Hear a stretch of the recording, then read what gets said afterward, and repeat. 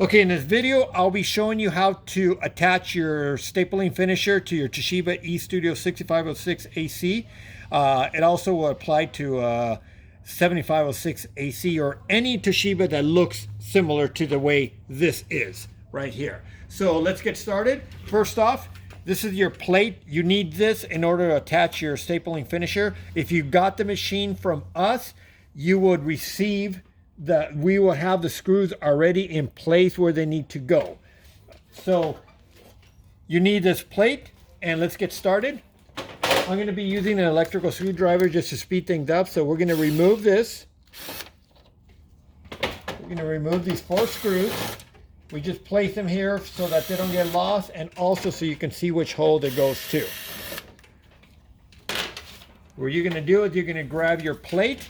The hooks have to be on top. Make sure these hooks are straight. Sometimes they're bent.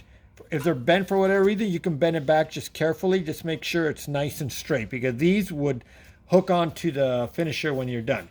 So first thing you're going to do is you're going to pretty much put this just like that. So it's sitting right there. Make sure it aligns with the holes that you see there.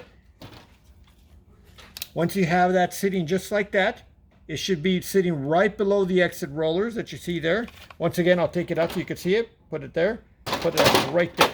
And it pretty much stays there by itself. It will fall if it's kind of loose, but don't trust it to stay there. But I'm not going to tighten them all right away until they're all 4 in there.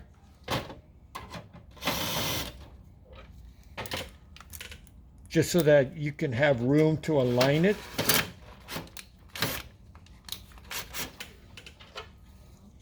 And last one goes right here. It's a total of 4 screws. Now I'm going to tighten them. You could use a regular Phillips screwdriver. Number 2 is fine. So now that you got your plate, you're going to roll up your finisher. Okay, so now what you're gonna do is you're gonna see a little tiny plastic decorative cover that you have to squeeze here, and you just remove. You can just set that aside. Sometimes they won't have it there, so don't worry. It's just a decorative cover. So what you're gonna do is you're gonna grab the cable coming out of your finisher here, and you're gonna see a little clip there. If you rub your finger, you can feel the clip, which is gonna be on the far left side. So it's gonna be on this side. So your clip is going to go in like that. So let me show you. That little clip, it's going to go, you're going to turn it, it's going to go just like that. Just align it into the fitting, push it in, and you'll see it lock in place. Next thing you're going to do, you're going to roll your finisher just like that. This one's got a hole punch on it. If they didn't have a hole punch, you'll open up your door and your lever will be right there. But this one has it right here.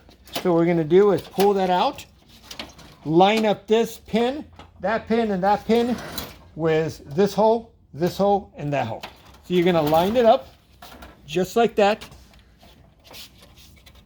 Push this in, or you're going to have to keep this open here. Push this in until it locks, and that should push in by itself. Close that door, and there you have it. Your finisher is attached. So that's all you have to do. Now you'll power on your machine, and you'll hear the power. You turn that on, and there you have it. Your finisher is connected. So good luck, guys.